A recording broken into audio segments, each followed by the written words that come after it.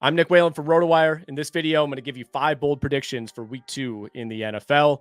Let's get right to it. Number 1, we're going to Giants Commanders. We got to find a way to make this a fun game. I'm going to say both rookies, Malik Nabers and Jayden Daniels, go off in this Giants Commanders matchup. Both teams coming in 0-1 after getting beaten down by the Vikings and the Bucs, respectively, last week. Giants, of course, lost in a much more depressing fashion, but neither team, and most importantly, neither defense, looked very good in Week 1. Commanders now 1.5-point favorites at home this week. It's a total toss-up to me. I think we actually get some offense on both sides, kind of a movable object against a stoppable force situation, if you will, with these two defenses. Daniel Jones, I mean, he's playing for his reputation at this point. If he can't get it going against the Commanders, who just gave up like the best game of Baker Mayfield's NFL career, then I don't know what to tell you. So that brings us to Nabers, who quietly had a solid first NFL game, I think, given the circumstances. Now, a lot of talk about Wan'Dale Robinson. He had a bunch of targets. I think a lot of that is game script. Giants were down big for most of the game.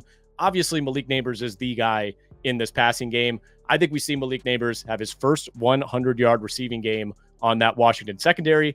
On the other side, his college teammate, Jayden Daniels. He logs his first 100-yard rushing game in the NFL. Keep in mind, Daniels nearly got there last week against Tampa. We might not even be stretching it all that much here. 16 carries for 88 yards in Week 1. Thought he picked his spots well. Thought he limited his hits well. Commanders did a good job mixing in some designed runs for Jayden Daniels. He gets a much better matchup this week. Giants last season gave up the 3rd most yards per carry to opposing quarterbacks. Malik Nabers, he goes for 100 yards. Jayden Daniels, he runs for 100 yards. Let's spice up this Giants Commanders game. Number 2, the LA Chargers. I think the LA Chargers run for over 250 yards on the Carolina Panthers this week. All summer, we've talked about the Chargers as this run-heavy team under Jim Harbaugh, the way they've restructured this roster. I think it makes sense. Chargers ran for 176 yards on the Raiders last week, but they only ran the ball on 50% of their offensive plays, and that was about league average for Week 1. Remember, the Chargers trailed at half against Vegas, so this was not some running out the clock script in the second half. This week, I think they could push that number closer to 60-65% of their plays could be runs.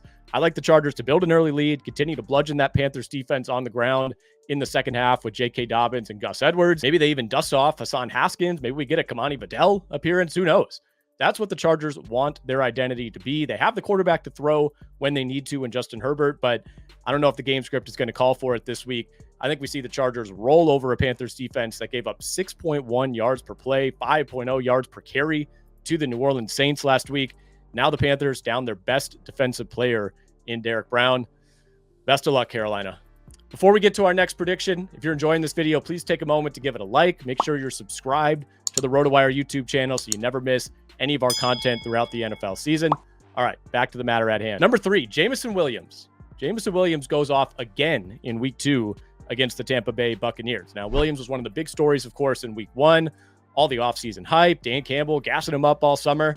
Well, it came to fruition on Sunday night against the Rams. Williams had a long touchdown on Trey White, a couple more big plays, and a big run on reverse. Everything was rolling for Jameson Williams. Most importantly, though, Williams was truly the Lions wide receiver, too. He was on the field for 52 of 61 offensive snaps on the night. That is a great sign for him going forward. Bucs, they lost 2 starting defensive backs last week. They have 2 more who might not be available come Sunday. Obviously, we expect Amon-Ra St. Brown to be more involved than he was against the Rams. Gibbs, Laporta, they'll get theirs. But with those secondary injuries for the Bucs and having to worry about Laporta and St. Brown, I think Tampa's going to be stretched very thin. I think they'll be extremely vulnerable to big plays this week. Should be a high-scoring back-and-forth game. I like Jameson Williams to put up a second straight 100-yard day to begin his season. All right, bold prediction number 4. Marvin Harrison Jr. puts up another fantasy dud. All right, I'm not trying to pile on Marvin Harrison. It was a rough Week 1 for our guy. But if you've watched my videos or you listened to me on SiriusXM this summer, you know I've been off Marvin Harrison at cost. Not that I don't like the player. I just thought, we're asking a little bit much for a rookie wide receiver to produce as the 13th or 14th overall pick. It's going to be tough for Harrison to do any worse than he did in Week 1. I'll say that. But when you look at the tape, when you look at the routes, the underlying data, there are some real concerns outside of, Kyler Murray just wasn't looking his way. Harrison was not generating separation. He looked slow. The metrics say he was slow in Week 1, and that was against a gettable Buffalo Bills secondary. I would expect the Cardinals to make more of a point to get Harrison involved this week, and should be a decent matchup against the Rams. But we did see LA do a great job of limiting an elite receiver in Amon-Ra St. Brown on Sunday night. They'll be keying on Marvin Harrison, and if you're the Rams, you'll take your chances with Michael Wilson and Greg Dortch. Could this be a bounce back spot for Harrison? Sure. Of course it could. Am I wildly overreacting to week 1? Most likely. There's a good chance. But hey, that's what I'm here to do. That's what week 1 is for. I'll go out on a limb. I'll say Marvin Harrison struggles for a second straight week to begin his NFL career.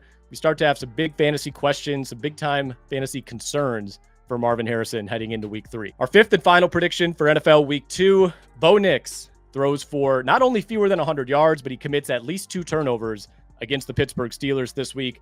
Got to be honest, didn't love what we saw out of our guy Bo Nix last week against Seattle. That game was much closer than it should have been. All-time disaster start for the Seahawks. Geno throws a pick early on. They give up not 1, but 2 safeties in the first half. They muff a punt inside the 10. A lot of things went Denver's way. They still ended up trailing by 2 scores by the end of the third quarter. You now have a really good Steelers defense coming in week 2. Pittsburgh was all over Kirk Cousins and the Falcons last week. They picked Cousins twice. They had a strip sack that ended up being called back on a penalty. This defense is going to be ready to roll against an inexperienced quarterback making his first home start. Even with the Broncos being extra cautious with Nix, he still threw 2 picks last week. Easily could have thrown 2 or 3 more. And from a volume perspective, Nix attempted 42 passes for just 138 yards in week 1. With Denver trailing, he dropped back on 16 of Denver's final 18 plays. I don't necessarily trust the Steelers to do a ton of scoring on their own, so I don't think we see that same script for Bo Nix this week. I don't think the volume is going to be there. I think that Steelers team comes in ready. I think they shut down Bo Nix. They hold him under 100 passing yards. They force at least 2 turnovers. Those are our 5 predictions for week 2 of the NFL season. What do you think we see this week? Let us know. Give us your bold predictions in the comments below.